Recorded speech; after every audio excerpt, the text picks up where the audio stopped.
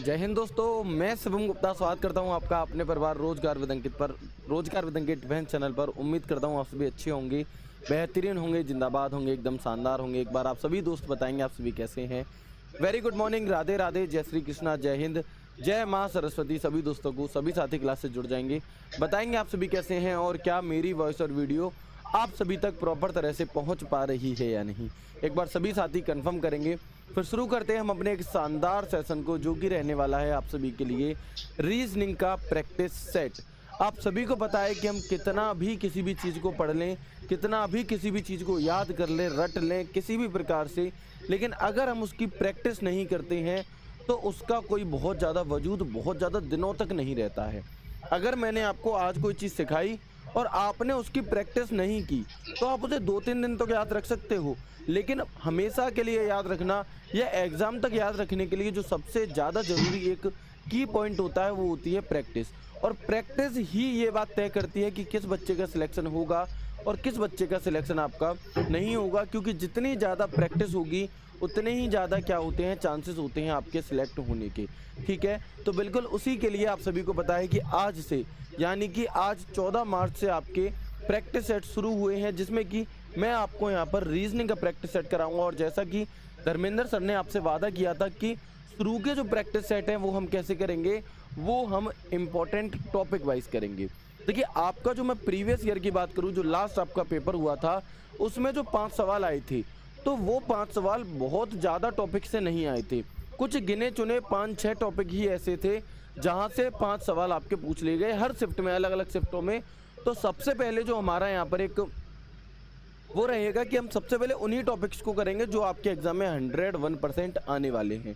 अगर मैं coding decoding chapter की बात करूं तो 1 से 2 सवाल आना तय है हर हाल में आपकी परीक्षा में। 1 से 2 सवाल, 1 से 2 सवाल हर हाल में आपकी परीक्षा में यहाँ से देखने के लिए आपको मिलने वाला है। ठीक है, तो बिल्कुल एक बार सभी मेरे दोस्त, सभी मेरे योद्धा, सभी मेरे भारत माता के वीर सपूत कॉपी पेन को थाम लेंगे और जैसे ही मैं सवाल आपके सामने लगाऊंगा तुरंत उसे सॉल्व करेंगे, उसका आंसर बताएंगे।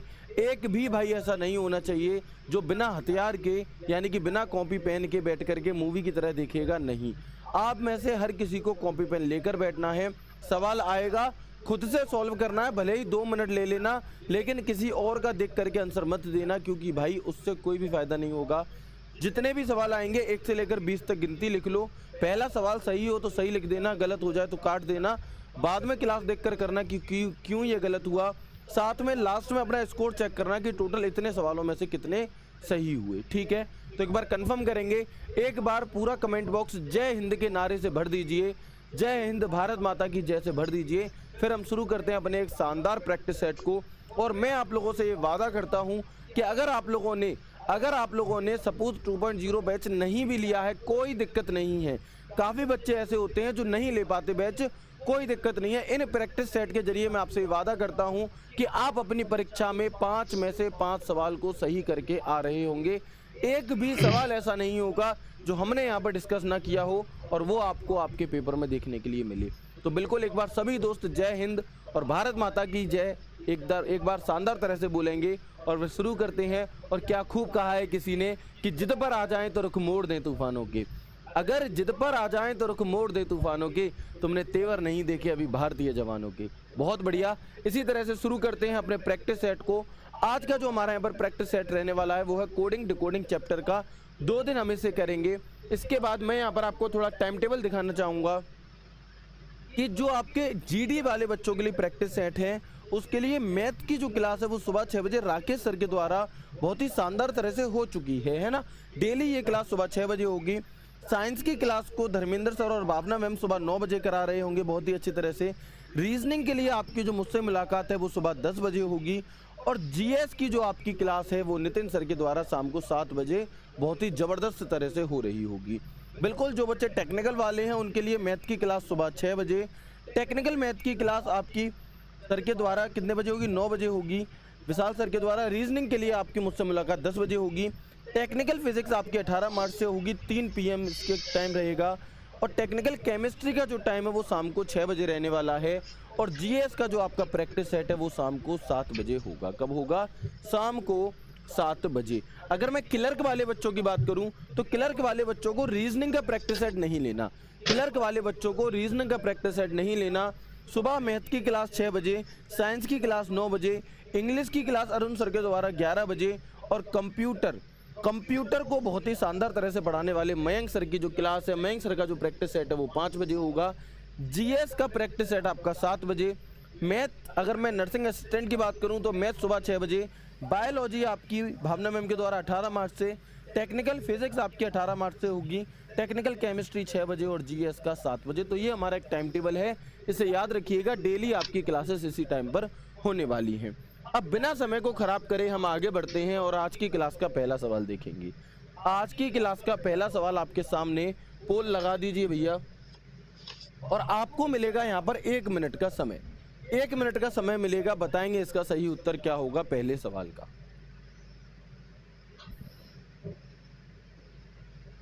बताएंगे पहले सवाल का सही उत्तर आपका क्या होगा, बताएं जल्दी से।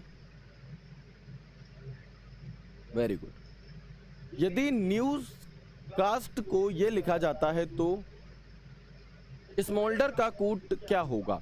If news cast is coded as this then what will be the code for smoulder? बताएं। बहुत बढ़िया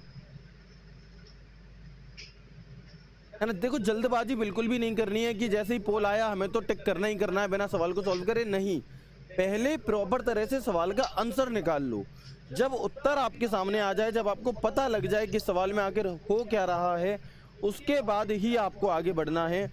और मैं आप सभी को बता दूं कि जो सवाल है वो बढ़िया लेवल के मैं यहाँ पर कराऊंगा आपको, है ना। अच्छे सवाल मैं आपको यहाँ पर कराने वाला हूँ, क्योंकि इस प्रकार के सभी सवाल हमने सीखे हैं।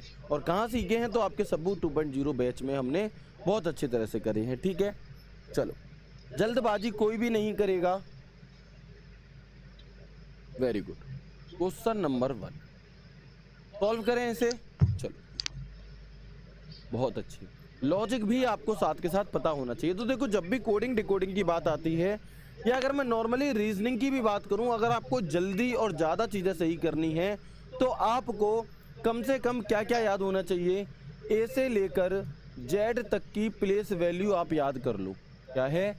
ए से लेकर जेड तक की प्लेस वैल्यू आप याद कर लो। प्लेस वैल्यू का मतलब कि भैया जैसे 11 है, 11 नंबर पर के आता है, 16 नंबर पर पी आता है, इस तरीके से। ठीक है, इसके बाद मैं आपसे कहूँगा कि ए से लेकर जेड तक के अपोजिट याद कर लो। क्या है? ए से जेड तक के अपोजिट लेटर आपको याद होने चाहिए, है ना। ए का अपोजिट क्या होता है? जेड होता है। बी का अपोजिट क्या होता है? वाई होता है।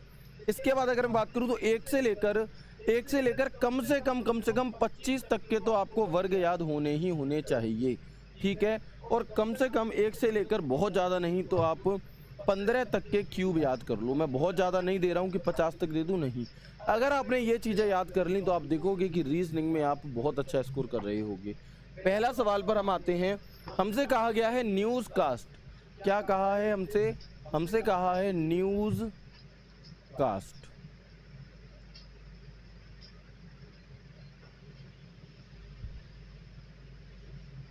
क्या कहा है हमसे? Newscast. इसे क्या लिखा जाता है न्यूज़ कास्ट को? तो आप कहेंगे WVDFVZHQ लिखा जाता है। किसे? यदि न्यूज़ कास्ट को ये लिखा जाता है तो आपको बताना है कि स्मोल्डर को क्या लिखा जाएगा। अब जो बच्चे बिल्कुल बिगिनर हैं, शुरुआत कर रहे हैं, वो ध्यान देंगे कि आपको इसकी प्लेस वैल्यू लिख लेनी है। अगर प्लेस वैल्यू याद होनी चाहिए, यानी कि ये एन है, ये एन आपको दिखाई दे रहा है, आपको ये 14 दिखाई देना चाहिए। तो हम कहेंगे ये 14 है, ये 5 है, इसकी प्लेस वैल्यू 23 होती है, एस की प्लेस वैल्यू 19 होती है, सी की प्लेस वैल्यू 3, ए की प्लेस वैल्यू 1, एस की प्लेस वैल्यू 19 और टी की प्लेस वैल्यू 20। ठीक है, आगे बढ़ेंगे। डब्लू, तो डब्लू की जो हमारी प्लेस वैल्यू होती है वो होती है 23, वी की प्लेस वैल्यू होती है 22, डी की प्लेस वैल्यू 4, एफ की प्लेस वैल्यू 6, वी की प्लेस वैल्यू 22, जेड की प्लेस वैल्यू 26, एच की 8 और क्यू की 17। हमने यहाँ पर प्लेस वैल्यू नोट डाउन कर ली। अब आप देखेंगे कि एन से कोई चीज़ 23 हो गई, यानी कि प्लस के 9 हो गई, लेकिन 5 से 22 बात नहीं समझ में आई। यहाँ घट रही है, इसका मतलब ये वाला पैटर्न तो है नहीं। जब ये पैटर्न नहीं होता तब हम क्या करते हैं, तो हम क्रॉस पैटर्न चेक करते हैं। तो कोई चीज़ देखो 14 से 17 हो गई, यहाँ पर 14 से कोई वैल्यू 17 हो गई, 14 से 17 यानी कि प्लस के 3 हो गई, 5 से 8 हो गई, 5 से 8 यानी कि यहाँ पर भी क्या हुआ, प्लस के 3 हो गया, 23 से 26 हो गई यानी कि ये भी प्लस के 3।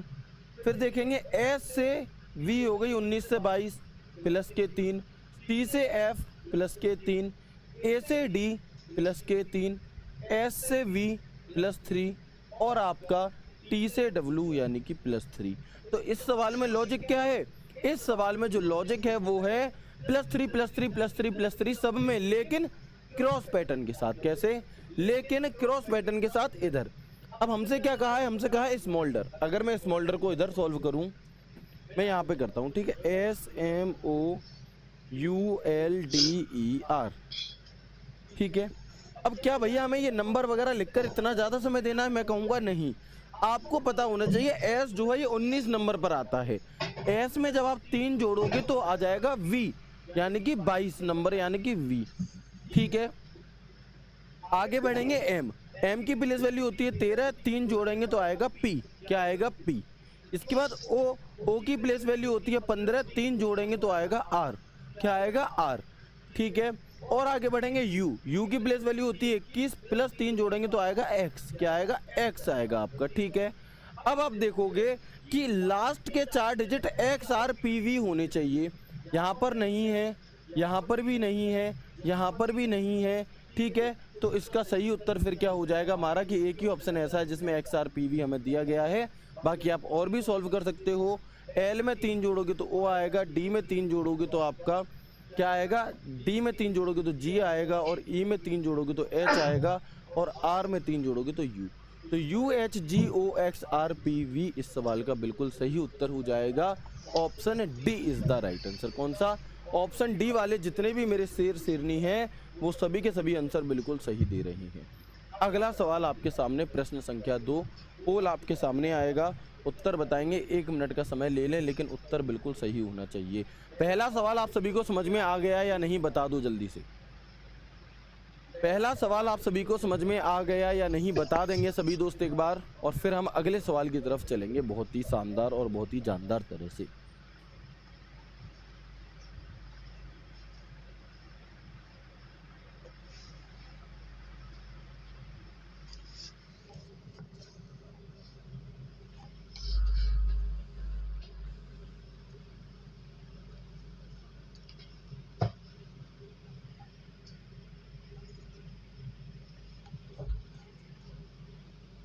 बहुत अच्छे, अगला सवाल देखेंगे। प्रश्न संख्या है 2, यदि GRCI को TSXJ के रूप में कूटबद्ध किया जाता है तो बताएं कि DKFU का कूट क्या होगा। DKFU का कूट क्या होगा, ठीक है भैया, देखते हैं। हमसे यहाँ पर कहा गया है क्या कि GRCI को यदि TSXJ लिखा जाता है, ठीक है, तो आपको बताना है कि DKFU को क्या लिखा जाएगा। यही बात है जी, बिल्कुल यही बात है, समझेंगे। तो हमने क्या बताया, जब आपको बिल्कुल शुरुआत से कर रहे हो तो इसकी प्लेस वैल्यू पता होनी चाहिए। अब G की प्लेस वैल्यू तो होती है 7, R की प्लेस वैल्यू होती है 18, T की प्लेस वैल्यू होती है 3, I की प्लेस वैल्यू होती है 9, T की प्लेस वैल्यू होती है 20, S की प्लेस वैल्यू होती है 19, X की प्लेस वैल्यू होती है 24 और J की प्लेस वैल्यू होती है 10। तो यहाँ से आपको एक चीज़ क्लियर होगी और वो ये है कि G और T, जैसे ही आपके सामने G और T आएगा तो एक बात आपको क्लियर होगी कि G और T एक दूसरे के विपरीत होते हैं। क्या होते हैं, अपोजिट लेटर हैं G और T। तो G का विपरीत T और C का विपरीत X, C का विपरीत X। R में 18 में एक जोड़ा 19 आ गया, यानी कि यहाँ पर +1 हुआ, और I में J +1 जोड़ने पर ये हो जाएगा। यानी कि पहले लेटर का अपोजिट कर दो, फिर दूसरे में +1, फिर तीसरे का अपोजिट कर दो, और फिर चौथे में +1। ये इसका लॉजिक है, ठीक है। आगे बढ़ेंगे, हमें बात करनी है D की। किसकी, D की। अब बताओ डी की प्लेस वैल्यू 4, के की 11, एफ की 6 और यू की 21। ठीक है, चलेंगे देखेंगे अब डी। अगर मैं डी का सबसे पहले वाले का क्या करना है, अपोजिट। तो अगर मैं डी का अपोजिट करूं तो भैया डी का अपोजिट होता है दिल्ली वाली। क्या होता है, दिल्ली वाली, यानी कि डी का अपोजिट डब्लू। और एफ का अपोजिट होता है यू। अगर मैं के में एक जोड़ूंगा तो एल, और अगर मैं यू में एक जोड़ूंगा तो वी। तो इस सवाल का जो हमारा सही उत्तर है वो क्या हो जाएगा, वो हो जाएगा W L U V. W L U V. शुरू के दो का पहले का हमने अपोजिट +1 कर दिया, यहाँ हमने अपोजिट कर दिया, यहाँ हमने +1 कर दिया। तो आप देख सकते हैं कि डब्लू एल यू वी इस सवाल का बिल्कुल सही, बिल्कुल परफेक्ट आंसर हो जाएगा। क्लियर और नॉट? ठीक है भैया, आगे बढ़ जाएं। अच्छा लग रहा है, समझ में आ रहा है हर एक सवाल बहुत अच्छी तरह से। बिल्कुल इसी तरह से आपको चीज़ें करनी है। अगले सवाल की तरफ आगे बढ़े।